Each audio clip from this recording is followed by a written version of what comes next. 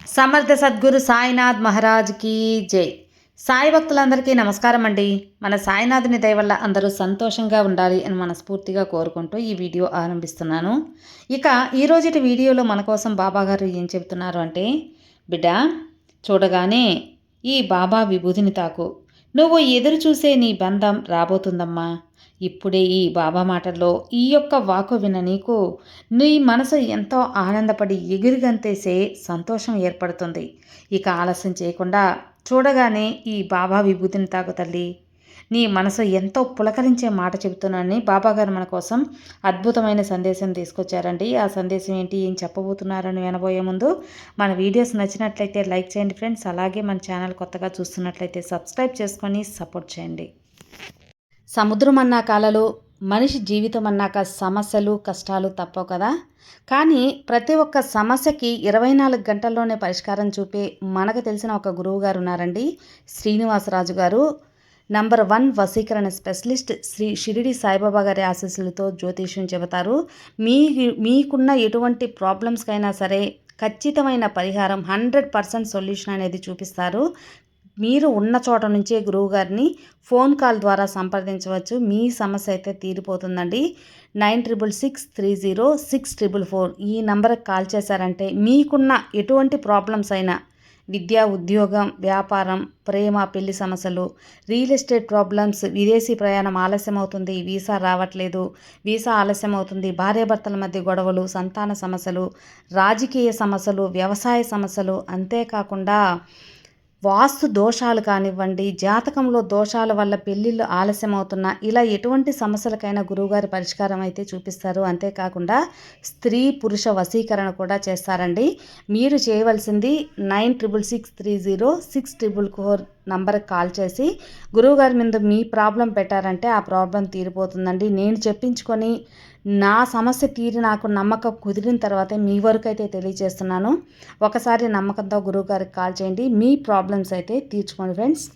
ఇక బాబాగారి సందేశానికి వస్తే, బిడ్డ చూడగానే ఈ సాయి విభూతిని తాకు. ఈ బాబా విభూతిని తాకిన నీకు నీ మనసుకు పులకరించే మాట చెప్పటమే కాదు, నువ్వు ఎదురు చూసే బంధం నీకు దగ్గర చేస్తాను. ఈ బంధం దగ్గరైతే నీ మనసు ఎంత సంతోషపడుతుందో నాకు తెలుసమ్మా. ఈ బాబా విభూతికి ఎంతో మహిమ ఉందని నువ్వు నమ్ముతున్నావు కదా. అయితే ఇప్పుడే ఈ విభూతిని తాగు తల్లి. నీ జీవితంలో ఉన్న అడ్డంకులన్నీ తొలగిస్తాను, నీ బంధంతో నిన్ను కలుపుతాను. నువ్వు నీ బంధంతో కలవాలని తపనపడుతూ ఉన్నావు కదా. నువ్వు చాలా రోజులుగా రాత్రులు నిద్రపోకుండా ఎంతగానో బాధపడుతున్న విషయం నాకు తెలుసు. నువ్వు నా దగ్గర చేసినటువంటి ప్రార్థనలు కానీ, నువ్వు అడిగినటువంటి కోరికలు కానీ, ఆ ఒక్క మాట అన్నీ కూడా ఒక్క మాట పొల్లుపోకుండా నా చెవిని చేరాయి. అందువల్లే నువ్వు ఎదురు చూసే నీ బంధం నీ దగ్గర తప్పకుండా రాబోతుంది. తప్పకుండా ఈ విషయాన్ని తెలుసుకోమ్మా. యాదృచ్ఛికంగా కాదు తల్లి, ఈ బాబా ఆశీర్వాదం ఈ మాటల రూపంలో నీ జీవితంలోకి వస్తుంది. తప్పకుండా ఈ వాకు చివరి వరకు వినే ప్రయత్నం చెయ్యి. అన్నీ కూడా ఈ బాబా అనుమతి లేనిదే ఏది కూడా నా నోటి వెంట నువ్వు వినలేవు. కాబట్టే ఇప్పుడు నీకు అదృష్టం కలిగింది కాబట్టే ఈ బాబా వాక్కు నువ్వు వినగలుగుతున్నావు. కొత్తగా ఏదైనా సరే నువ్వు చేయాలన్న పని నువ్వు ఆరంభించడానికి వెళ్ళే ముందు ఈ బాబా విభూతిని ఒక్కసారి నుదుటిని పెట్టుకొని వెళ్ళు. నీకు ఆ పని అనేది విజయవంతమవుతుంది. ఎలాంటి ఆటంకాలు లేకుండా అది విజయవంతం అనేది అవుతుంది తల్లి. కాబట్టే చెబుతున్నాను, ఈ విభూతికి, ఈ సాయి విభూతికి అంత మహిమ ఉందని. ఈ సంగతి నువ్వు కూడా తెలుసులే. నీకు కూడా తెలుసు కాబట్టే నేను ఇంత నమ్మకంగా నువ్వు ఎంతగానో నమ్ముతావు, అలాగే ఈ బాబా విభూతిని తాకి నీ అదృష్టాన్ని తెచ్చుకుంటావు అని చెబుతున్నాను. తల్లి, నీ యొక్క బంధం దూరమైంది అని నువ్వు ఆలోచిస్తూ బాధపడుతూ ఉన్నావు కదా. ఇదే చాలాసార్లు కూడా నా దగ్గర చెప్పుకొని ఆ బాధపడ్డావు. అందుకే ఈ బాబా నీ మనసు తెలుసుకొని, ఈ సాయి బిడ్డ మనసు యొక్క తెలుసుకొని నేను నీ బంధాన్ని నీ దగ్గరకు చేర్చబోతున్నాను. తప్పకుండా నువ్వు నీ బంధంతో చేరి సంతోషంగా ఉంటావు, ఇందులో ఎలాంటి అనుమానం లేదు. కానీ ఇప్పుడు ఎందుకు బాబా నాకు ఇంత మనవేదన? నాకు ఇష్టమైన వాళ్ళు నాకు దూరం అయితే నేను తట్టుకోలేనని తెలుసు కదా. కానీ ఎందుకు నా వాళ్ళు దూరం అయ్యారు అనే ప్రశ్న కూడా నీ మనసులోకి మొదలైంది. ఆ విషయాన్నే చెబుతానమ్మా. ఈ బాబా వాక్కులో నీ జీవితంలోకి ఎలా రాబోతుంది ఈ సందేశం ద్వారా ఖచ్చితంగా నువ్వు తెలుసుకునే తీరు. నీ మనసుకి ధైర్యం వస్తుంది. జీవితానికి మార్గం కూడా కనిపిస్తుంది. ఈ వీడియో నీకు ధైర్యాన్ని ఇవ్వడమే కాకుండా ఈ బాబా మాటలు మనస్సు తాకి తప్పకుండా నువ్వు సంతోషంగా ఉంటావు. అలా బలాన్ని చేకూర్చుకుంటావు. నీ బంధం తిరిగి రాబోతుంది. నీ జీవితంలో అన్నీ నువ్వు చాలా చాలా ఉత్సాహంగా ఉంటావు. నీ జీవితం అనేది చాలా మార్పు కూడా వస్తుంది. ఈ బాబా సందేశం విన్న రోజున నీ జీవితం నువ్వు ఎదురు చూసినటువంటి శుభవార్తలు నువ్వు తప్పకుండా వింటావు. నీ బంధం తిరిగి త్వరలోనే నీ దగ్గరికి రాబోతుందమ్మా. ఏదైనా సరే నువ్వు ఎన్నాళ్ళుగా ఎదురు చూసిన ఆ బంధం ఏదైతే ఉందో ఈ యొక్క బాబా మీద నమ్మకం ఉంచుకొని నువ్వు ఆ బంధం కోసం ఆహ్వానించు. ఎన్నో రోజులుగా నువ్వు ఎంతో నమ్ముకున్నటువంటి నీ బంధం నిన్ను మోసం చేసింది. ఎన్నో రకాలుగా బాధపడ్డావు. అసలు నాకే ఎందుకు ఇలా జరుగుతుంది, అసలు నేను ఎవ్వరికీ అన్యాయం చేయలేదు కదా బాబా, నా మాటల ద్వారా ఎందుకు ఇలా జరుగుతుంది అని ప్రతిరోజు నువ్వు మనసులో బాధపడుతున్న ఆ విషయం నాకు తెలుసు. ఇప్పటి వరకు నీకు అలా జరగదు. ఇక నుంచి అంతా మంచే ఉంటుంది. నీ కోసం ప్రతీదీ నీ బాబా ఒక రూపంలో పంపిస్తున్నాను. నీ కోరిక తీరి నీ మనసు తృప్తిగా చెంది నన్ను వేడుకున్నావు కదా, అలా ఉండాలని తప్పకుండా అలాగే జరుగుతుంది. నీ జీవితంలోకి నీ బంధం తిరిగి రాబోతుంది. అది కూడా ఈరోజే. ఈ సందేశం ద్వారా నువ్వు ఒక నిజం కూడా తెలుసుకోబోతున్నావు. తప్పకుండా నీ యొక్క లైఫ్ అనేది మునుపెన్నడూ లేనటువంటి ఆనందం, సంతోషం నువ్వు తప్పకుండా చూడబోతున్నావు. కాబట్టి ఈరోజు ఈ బాబా వాక్కులు వినగలుగుతున్నావు.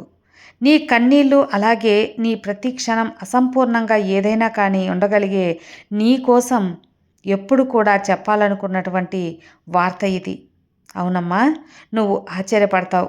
అసలు నా కోసం ఇలాంటి సందేశం పంపించారు కదా అని నువ్వు చాలా సంతోషిస్తావు బిడ్డ. కాబట్టి ఒక్కొక్కసారి నీ జీవితమే తలకిందులైపోయినట్లుగా అనిపిస్తూ ఉంటుంది. అవునా కాదా? కాబట్టి ఈరోజు నేను అందించే ఈ సందేశం నువ్వు విన్నావంటే అసలు ఆ వ్యక్తులు ఎవరు, నీకు ఎవరు ద్రోహం చేసే వ్యక్తులు, ఎవరు నీ మంచి కోరే వ్యక్తులు, ఆ ఎదురు చూసే వ్యక్తులు అది ఎవరు అనేది పూర్తిగా అర్థమవుతుంది.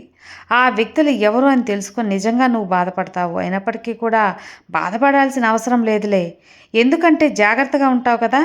కాబట్టి నిర్లక్ష్యం అనేది చేయొద్దు. ఏముందిలే అని చెప్పి కొట్టిపారేయద్దు. నీకోసం నీ బంధం తప్పకుండా ఎదురు చూస్తుంది. నువ్వు ఇన్నాళ్ళుగా ఏ బంధాన్నైతే గాయపరిచావో, ఏ బంధం నిన్ను గాయపరిచేలా చేసిందో ఆ బంధం తిరిగి నీ దగ్గరకు తప్పక రాబోతుంది. అది కూడా అతి త్వరలోనే. నీ యొక్క బంధం నీ దగ్గరికి తప్పకుండా రాబోతుంది తల్లి. ఈ బాబాపై నమ్మకం ఉంచి నేను చెప్పినటువంటి సందేశం నీకు తప్పకుండా అర్థమవుతుంది అనుకుంటున్నాను. లేకపోతే అర్థం కాదు. అసలు నీ కోసమే ఎదురు చూస్తున్నటువంటి నీ బంధం నిన్ను ఎప్పుడు కలవాలి అని చెప్పి ఆశపడే నీ బంధం, నువ్వు ఎప్పుడు ఎదురు చూస్తున్నటువంటి నీ బంధం నీకు అతి తొందరలోనే దగ్గర కాబోతుంది. నువ్వు సంతోషంగా ఉండబోతున్నావు. నీ వాళ్ళు నీ యొక్క ఆ యొక్క సంతోషమైన బంధం అనేది స్నేహితులు కావచ్చు, లేదా భార్యాభర్తలు కావచ్చు, లేదా అక్క చెల్లెళ్ళు అన్నదమ్ములు కావచ్చు, అన్నా చెల్లెలు కావచ్చు, ఎవరైనా సరే నీ యొక్క ప్రియమైన బంధంతో నువ్వు చేరబోతున్నావు. ఇందులో ఎలాంటి మార్పు లేదు. వాళ్ళే నీ బలం అనుకున్నప్పుడు ఒక్క మాట తగ్గి దగ్గరికి రమ్మా. అది నీ బంధాన్ని బలపరచటమే కాకుండా నీ మనసు సంతోషంగా ఉంచుతుంది. కాబట్టి ఇక్కడి నుంచి భయపడవద్దు దేనికి కూడా. ఎవ్వరికి నువ్వు భయపడద్దు. ఎవ్వరికి నష్టం లేదు కదా. నువ్వు ఎవరిని గాయపరచలేదు, నొప్పించలేదు. ఎవరి దగ్గర ఉన్నటువంటి వస్తువుని లాక్కోలేదు. మరి ఎందుకు నువ్వు భయపడటం? నా మీద ఎవరికి పగ ఉంటుంది, ఎవరికి కక్ష ఉంటుంది, నన్ను ఎవరు మోసం చేయాలనే ఉద్దేశం ఉంటుంది అని పదే పదే అడగాలనిపిస్తుంది కదా నీకు. అందరితోనూ మంచిగానే ఉంటాను. ఏదైనా కావాలంటే సాయం చేస్తాను. ఆపదలో ఉన్నప్పుడు ఆదుకుంటాను. మరి నా మీద ఎలాంటి ఉద్దేశం పెట్టుకున్నారా, ఎవరు వారు అని నీ మనసులో నువ్వు ప్రశ్నించుకుంటూ ఉన్నావు. నీ మనసులో ఈ సందేహం అనేది మొదలైంది. ఇవన్నీ కూడా తెలియాలంటే ఈరోజు నువ్వు పూర్తిగా ఆ బాబా వాక్కు వినాల్సిందే. ఒక వ్యక్తి నుంచి వ్యక్తిగా ఉంటారో, ముక్కుసూటిగా ఉంటారో వాళ్ళు ఎవరు? నీ దగ్గర ఏమీ చేయి చాచకుండా ఎవరైతే వారి జీవితంలో రెక్కల కష్టం మీద ఉంటున్నారో వారికి శత్రువులు ఎక్కువ ఉంటారమ్మా, తెలుసా? ఎందుకంటే తల్లి, నిన్ను మోసం చేయడం అనేది వారికి తెలియదు కాబట్టి, ఒకరి దగ్గర చేయి చాచడం తెలియదు కాబట్టి, ఒకరి మనసును నొప్పించడం తెలియదు కాబట్టి, ఒకరిని బాధ పెట్టడం కూడా తెలియదు, ఒకరిని హింసించాలని కూడా తెలియదు. ఇవన్నీ కూడా తెలియనటువంటి అభం శుద్ధం తెలియనటువంటి అమాయకురాలివి. ఇంకా చెప్పాలంటే కనుక చాలా చాలా అమాయకురాలివి. అమాయకుడివమ్మ. ఎప్పుడు కూడా నీ తెలివితేటలతో, రెక్కల కష్టంతో నువ్వు రేయింబవళ్ళు కష్టపడి నీ జీవితంలో నువ్వు కష్టపడి తింటున్నావు. ఎప్పుడు కూడా పైకి నవ్వుతూ ఉంటావు. నీ సంసారంలో ఉన్న చక్క చిక్కులన్నీ కూడా చక్కబెట్టుకుంటూ ఉంటావు. కుటుంబంతో బాగుంటావు. నాకు ఈరోజు బాగుందిలే అని సర్దుకుపోతావు. ఉన్నదానిలో చాలా సంతృప్తి పడతావు. ఈ బాధ వచ్చినా నాకు రూ. 10 ఎవ్వరి దగ్గర కూడా నువ్వు చేయి చాచవు. అప్పు పూడ్చుకోవాలి అనుకోవు. ఎవరి దగ్గర కష్టాన్ని చెప్పుకోవు. నువ్వు సాయం అడగలేదు, నిందించలేదు. అలాంటప్పుడు ఏమవుతుంది? కొందరిలో ఒకలాంటి ఈర్ష్య అనేది మొదలవుతుంది. ఎవరి దగ్గర చేయి చాచలేదే, అసలు ఎందుకు ఈ వ్యక్తి ఇలా ఉన్నారు, ఇంత చక్కగా ఆనందంగా ఎలా ఉన్నారు, ఇంత బాగా ఎదిగిపోతున్నారేంటి, మేము కూడా తనతో పాటు జీవితం మొదలుపెట్టాం కదా, కానీ మా జీవితం చూస్తే ఇలా అల్లకల్లోలంగా గందరగోళంగా ఉందే, ఇక్కడ మాత్రం వెలిగిపోతూ ఉందే, ఏం చేస్తున్నారు, మాకు లాభం రావటం లేదే, ఎంత కష్టపడినా లాభాలు రావట్లేదే, మేం మాత్రం సంతోషంగా లేమేంటి, చెడిపోయిన భగవంతుడు బాగా చూస్తున్నాడేంటి, మేము ఎంతో సంతోషంగా లేమని వారికి వారే కుమిలిపోతూ ఉంటారు. నిన్ను చూసి ఈర్ష్యపడుతూ ఉంటారు. వారి కుటుంబంతో ఆనందంగా ఉండక నీ కుటుంబంతో నువ్వు ఆనందంగా ఉన్నప్పుడు వారు తట్టుకోలేకపోతారు. సమాజంలో వారికి వచ్చినంత పేరు మాకు రాలేదని ఈర్ష్యపడతారు. మా దగ్గర లేనిది సమాజంలో వాళ్ళకు ఉన్నత పేరు వచ్చింది అని ఎంతో కుళ్ళుకుంటారు. వాళ్ళ దగ్గర ఉన్నదేంటి, మా దగ్గర లేనిదేంటి అని వారు పదే పదే ఆలోచిస్తూ నీ మీద కుట్రగా ఉంటారమ్మా. నీ సంతోషం వారికి మనశ్శాంతి లేకుండా చేస్తూ ఉంటుంది. నీ ఎదుగుదలను ఆపాలని చూస్తారు. నువ్వు ఏ పని చేసినా ఆటంకాలు ఏర్పడాలని వాళ్ళు ప్రయత్నిస్తూ ఉంటారు. ఎందుకు అలా చేస్తున్నారని చెప్పి నన్ను అడగాలనుకుంటున్నావు కదా, దానికి కూడా సమాధానం చెబుతాను వినుబిడ్డ. నేను ఎవరికీ కూడా ఏ ఆపద కూడా చేయలేదే, కానీ నాకు మాత్రం ఇలాంటి అవమానాలు పదే పదే వస్తున్నాయి. కారణం అనేది ఏంటి? ఎవరికి కూడా నేను ఏం చేశాను అని పదే పదే ఆలోచిస్తూ ఉన్నావు. చీటికి మాటికి నిన్ను బాధ పెట్టేటువంటి ఆ బంధం నువ్వు దూరమైతే సంతోషంగా ఉంటావు తల్లి. నీ కళ్ళు కాయలు కాచేలా ఎదురు చూసే ఆ బంధం నేను అర్థం చేసుకోలేని ఆ బంధం కోసం నువ్వు పరితపించడం అసలు వ్యర్థం కదా. అలాగే వారు నీతో ఎలా ప్రవర్తిస్తున్నారో, వారు ఎలా చేయబోతున్నారో ప్రతి ఒక్కటి కూడా నీకు తప్పకుండా తెలియపరుస్తాను. నా మీద భారం వేసి తప్పకుండా విను. అంతా కూడా నీకు మంచిగా, అంతా నీ మంచికే అని గుర్తుంచుకో. వారి చరిత్ర కూడా నేను నీకు తెలియజేస్తానులే.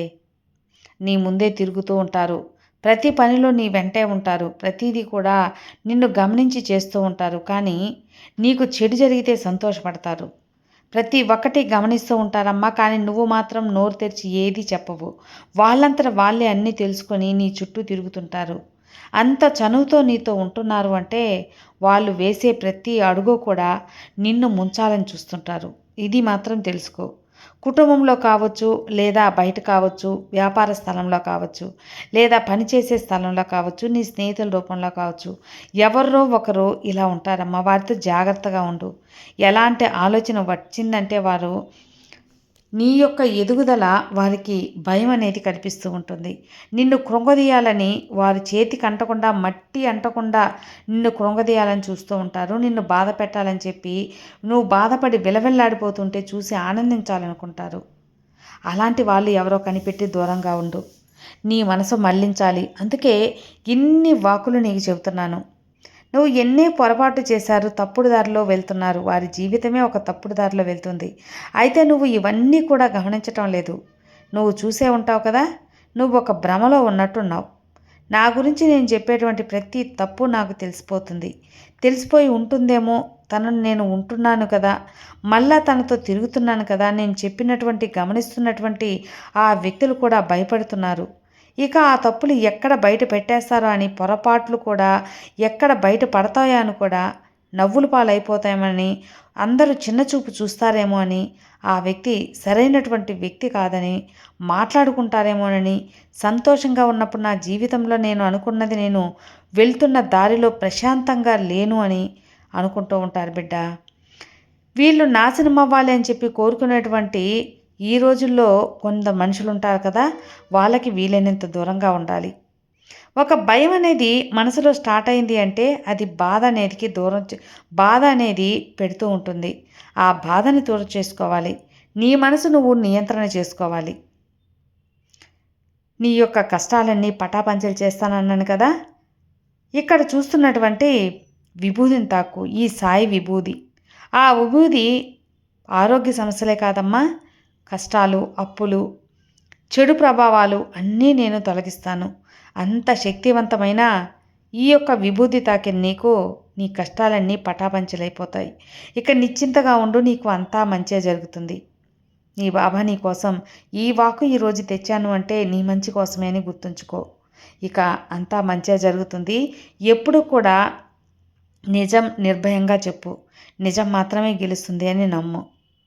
సర్వే జనా సుఖినో భవంతు. జై సాయిరామ్.